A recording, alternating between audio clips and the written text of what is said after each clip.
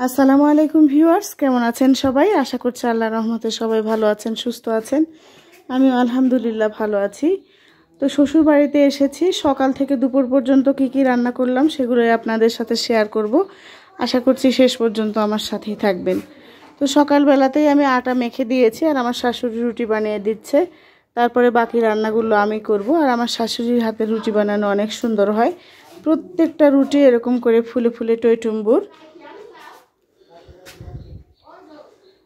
তো রুটি বানানো হয়ে গেছে, এখন হচ্ছে খিচুড়ি রান্না করব। আমার শ্বশুর রুটি খাবে না বলে এখানে খিচুড়ি রান্না করছি। আর আমার ননদেরাও আসবে, দুপুরে সবাই মিলে একসাথে খাওয়া দাওয়া করব, তাই একটু বেশি করে খিচুড়ি রান্না করছি। তো সব ধরনের মশলা দিয়ে হাতে মেখে খিচুড়িগুলো রান্না করে নেব। তো হাতে মেখে নিচ্ছি।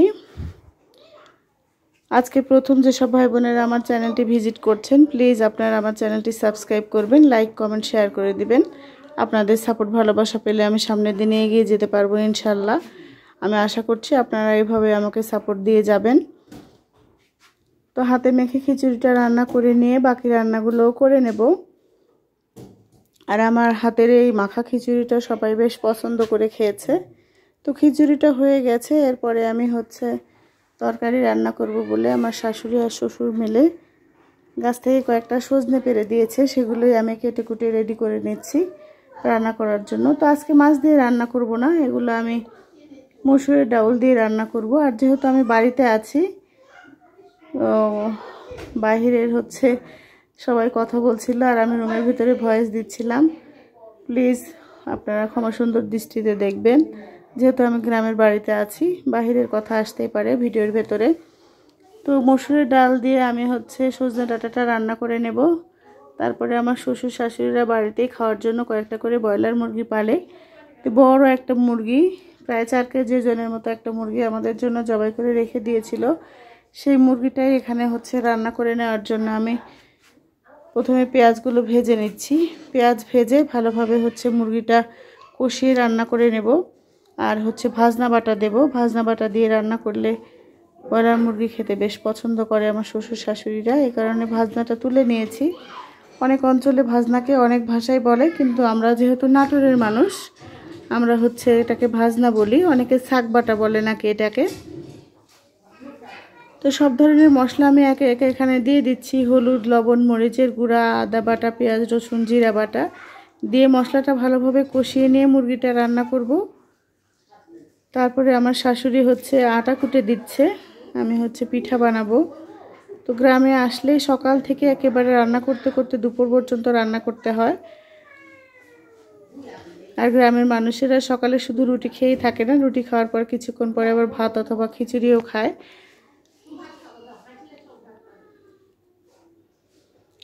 তো এখানে মশলাটা কষিয়ে নিয়ে আমি মুরগিগুলো দিয়ে দিলাম। মুরগিটা ভালোভাবে কষিয়ে নিয়ে রান্না করে নেব। তারপরে হচ্ছে আমার শাশুড়ি আটা কুটে দিচ্ছে, সেই আটা দিয়ে আমি হচ্ছে পাকান পিঠা বানাবো। আশা করছি আজকের ভিডিও আপনাদের কাছে ভালো লাগবে। আর আমার এই ভিডিওটা যদি আপনাদের কাছে ভালো লাগে তাহলে সম্পূর্ণ ভিডিও দেখবেন এবং সুন্দর একটা কমেন্ট করবেন। আর ভাজনাগুলো আমি বেটে নিচ্ছি। আমার এই ছোট্ট পাটাটা যখন আমি বাসাতে যাই প্রথম, তখন আমি এই পাটাটা কিনে নিয়ে গিয়েছিলাম। এই পাটাতেই আমার প্রথম জীবনে রান্নাবান্নার পাটাবাটি করতাম। তো পাটাটা এখন আমি বাড়িতে রেখেছি, বাসায় আমার একটা ছোট্ট পাটা আছে, তাছাড়া ব্লেন্ডারও আছে, আর বাড়িতে আর একটা বড় পাটা আছে ঘরের ভিতরে। তো মুরগির মাংসটা আমার রান্না করা হয়ে গেছে। তারপরে আমি হচ্ছে আটা মেখে নিচ্ছি পিঠা বানানোর জন্য। আটাটা কুটে দেওয়ার পরে তো প্রথমে আমার শাশুড়ি হচ্ছে চাউলগুলো পানির ভিতরে ভিজিয়ে রেখেছিল, তারপরে ধুয়ে একটু রোদে দিয়ে তারপরে হুলাতে কুটে দিচ্ছে। আর আমার শাশুড়ি পিঠা খাওয়ার জন্য এই হুলাটা কিনেছে, এটা আমাদেরই। আমি অবশ্য কুটতে পারি না, আমার শাশুড়ি বেশিরভাগ সময় যখন পিঠা খাওয়া হয় তখন এই হুলাতে আটা কুটে দেয়। তো আজকে আমি এই পাশে রান্না করছিলাম আর আমার শাশুড়ি এই আটাগুলো কুটে দিচ্ছিল। তারপরে হচ্ছে পিঠা বানাবো।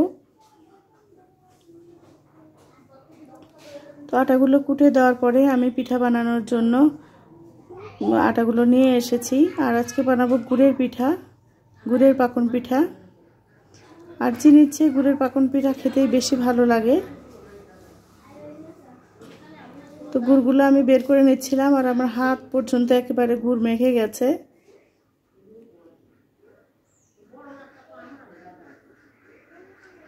গুড়ের ভিতরে সামান্য একটু লবণ দিয়ে আটা দিয়ে ভালোভাবে মেখে নিচ্ছি।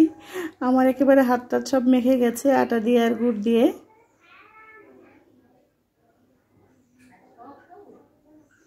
তারপরে যাব পিঠা বানাতে।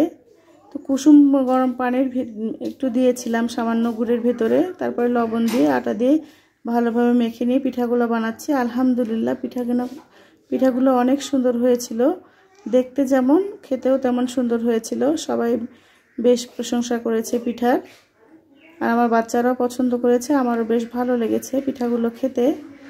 তো সবগুলো পিঠা বানিয়ে রান্নাবান্না করতে আমার প্রায় 2:30টা বেজে গিয়েছিল। তারপরে প্রায় আমি অনেকটাই অসুস্থ হয়ে গিয়েছিলাম, কারণ প্রচণ্ড গরম ছিল।